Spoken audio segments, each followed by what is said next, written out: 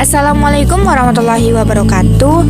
Perkenalkan, nama saya Astunia, NIM 2466093. Pada kesempatan kali ini saya akan memaparkan materi tentang pemerintahan pada masa Orde Baru.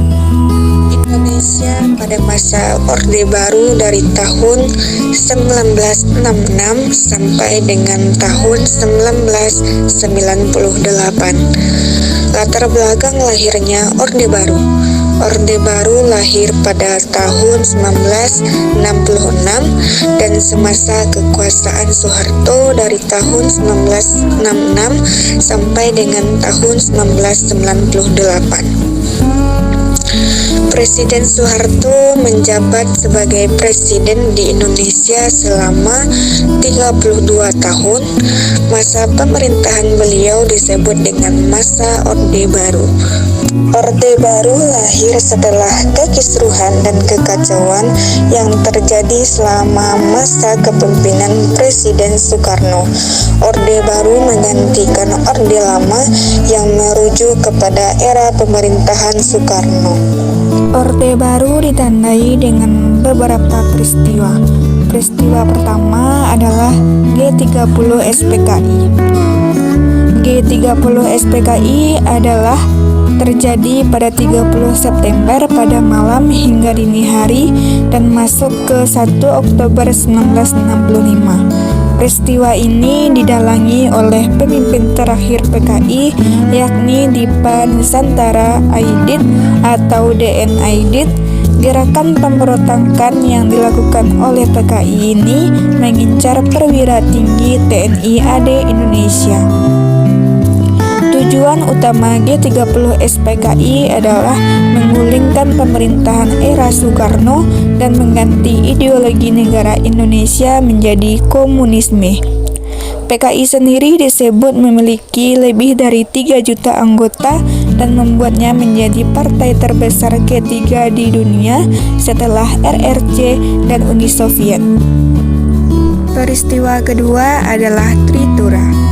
Tritura adalah tri tuntutan rakyat, adalah 3 tuntutan kepada pemerintahan yang diserukan para mahasiswa yang tergabung dalam Kesatuan Aksi Mahasiswa Indonesia atau KAMI.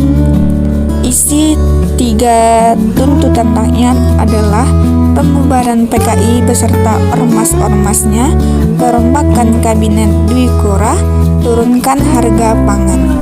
Peristiwa ketiga adalah Super Semar atau yang dikenal dengan Surat Perintah 11 Maret, lebih dikenal dengan singkatannya Super Semar. Surat perintah ini yang ditandatangani oleh Presiden Soekarno pada tanggal 11 Maret 1966 yang memberikan mandat kepada Letnan Jenderal Soeharto selaku Panglima Komando Operasi Keamanan dan Ketertiban untuk mengambil segala keputusan. Berbagai kebijakan yang dilakukan oleh pemerintah Soeharto untuk memperkuat kedudukan negara. Program utama pemerintah Orde Baru di bawah kepemimpinan Soeharto adalah menciptakan stabilitas politik dan ekonomi yang mantap karena pencapaian stabilitas politik tersebut. Kebijakan pertama adalah Dwi Fungsi ABRI. Dwi Fungsi ABRI ditetapkan oleh MPR. Dwi Fungsi ABRI sebagai peran ABRI dalam pembangunan bangsa. Dwi fungsi adalah suatu doktrin di lingkungan militer Indonesia yang menyebutkan bahwa TNI memiliki 2 tugas, yaitu menjaga keamanan dan ketertiban negara serta memegang kekuasaan dan mengatur negara. Dengan peran ganda ini, militer diizinkan untuk memegang posisi di dalam pemerintahan. Kebijakan selanjutnya adalah konsep masa mengambang. Pada konsep masa mengambang ini memperlakukan floating mass sebagai dasar pembangunan politik di daerah pedesaan. Penyederhanaan partai politik. Di dalam penyederhanaan partai politik ini ada 3 partai yang disederhanakan. Pertama ada P3, yaitu gabungan dari NU, Parmusi, PSII, dan Perti. Selanjutnya ada Partai Golongan Karya dan PDI. PDI ini adalah gabungan dari PNI, Partai Katolik, Partai Murba, IPKI, dan Parkindo. Kebijakan ketiga adalah korporatisasi negara. Kebijakan ini diterapkan oleh pemerintahan Soeharto, menerapkan kebijakan korporatisasi negara. Kelompok-kelompok masyarakat dari berbagai unsur seperti buruh, pers, perempuan, kelompok profesi, dan organisasi keagamaan dikooptasi dan ditempatkan ke dalam wadah-wadah tunggal sebagai ormas kepanjangan tangan pemerintah. Kebijakan selanjutnya adalah sentralisasi pemerintahan. Melalui Undang-Undang Nomor 5 Tahun 1974 dan Undang-Undang Nomor 5 Tahun 1979, dibentuklah struktur pemerintahan daerah dan desa untuk memperkuat kedudukan pemerintahan. Peranan pemerintah pusat sangat menentukan dan pemerintah daerah hanya sebagai kepanjangan tangan pemerintahan pusat. Akibatnya, terjadilah ketimpangan ekonomi antara pusat dan daerah. Kebijakan selanjutnya adalah program bantuan luar negeri. Pada program bantuan luar negeri ini dibentuklah sebuah lembaga yang bernama IGGI. Lembaga ini dibentuk pada tahun 1967. Lembaga ini dibentuk oleh kelompok negara-negara barat. Di antaranya adalah Amerika Serikat dan Jepang.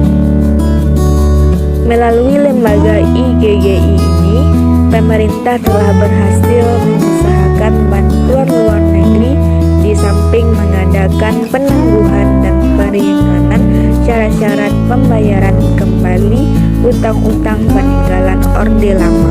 Kebijakan selanjutnya adalah sistem semi perwakilan.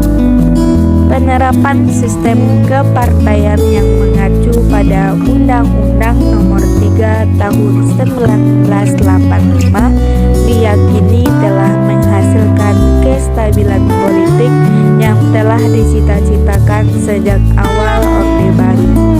Namun, sistem tersebut memperlihatkan keterbatasan dalam menampung aspirasi masyarakat yang lebih luas dan terus berkembang.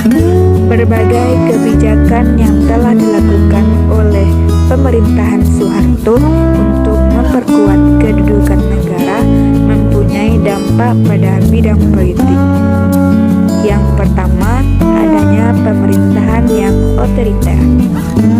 Presiden mempunyai kekuasaan yang sangat besar dalam mengatur jalannya pemerintahan. Yang kedua, ada dominasi Golkar. Golkar merupakan mesin politik Orde Baru yang paling diandalkan dalam menjadi satu-satunya kekuasaan politik di Indonesia yang paling dominan. Selanjutnya ada pemerintahan yang sentralistis. Menguatnya peran negara juga menyebabkan timbulnya gaya pemerintahan yang sentralistis yang ditandai dengan adanya pemusatan penentuan kebijakan publik pada pemerintahan pusat. Pemerintahan daerah hanya diberi peluang yang sangat kecil untuk mengatur pemerintahan dan mengelola anggaran daerahnya sendiri. Apa yang Anda ketahui tentang masa Orde Baru?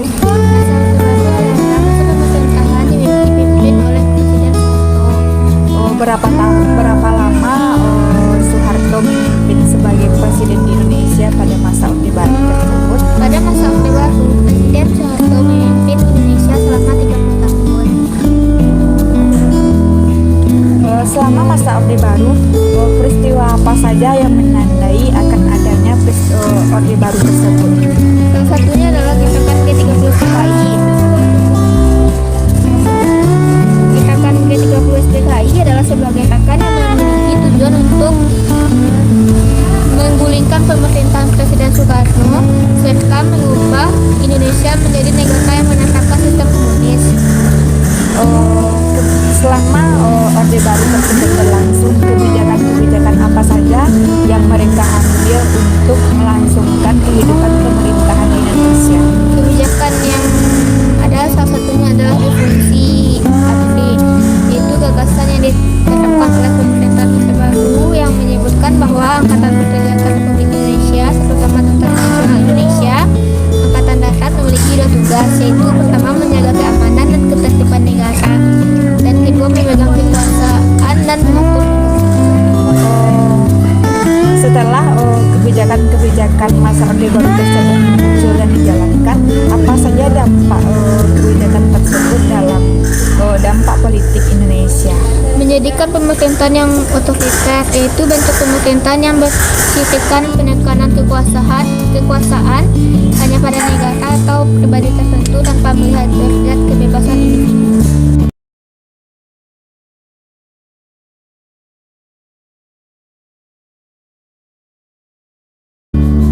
Demikianlah pemaparan materi dari saya yang bertema tentang Orde Baru. Semoga bermanfaat. Terima kasih. Assalamualaikum warahmatullahi wabarakatuh.